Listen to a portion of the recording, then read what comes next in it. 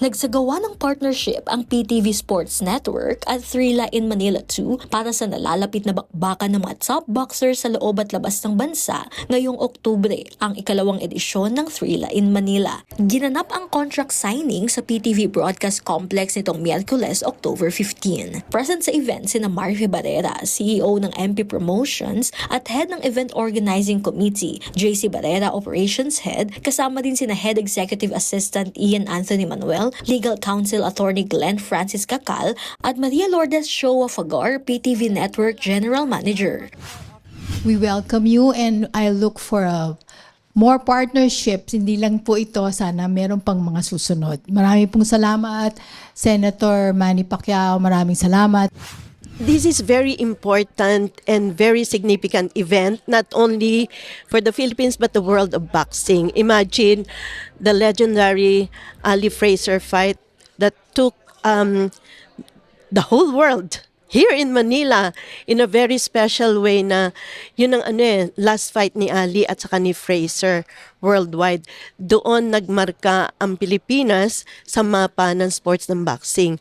So after 50 years, sabi nga ni Senator Pacquiao, he wasn't even born yet. Kaya sabi niya, it's a blessing. 1975 pa nang huling mapanood ang naturang event, kaya tinuturing itong isang espesyal na golden anniversary na dapat abangan ng mga manonood. Ayon kay JC Barrera, nakaraang taong pa nang pinaghandaan ito sa pangunguna ni 8th Division World Champion Manny Pacquiao. Layunin nito na mas mabigyan ng spotlight ang Philippine boxing na magsisilbing inspirasyon sa mga aspiring fighters. As early as December last year, nag-meeting na kagad kami, pinatawag kami ni Senator Manny. So pinag-meetingan agad, sabi ni Senator Manny, okay, ito yung mga target nating boxers, yung magagaling, 'di ba? Katulad Marlon Tapales, 'di ba? Yung magagaling talaga ito, Melvin Jerusalem. Gusto ni Sen i-monitor agad namin kasi baka mamaya may fight.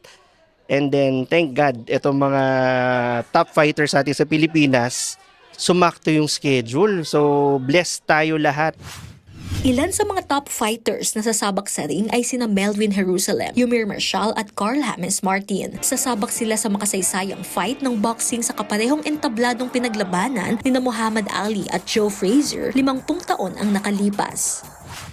They want to put the name of the Philippines, Filipino boxer, in the world of boxing na hindi lang tayo pang local, pang international tayo.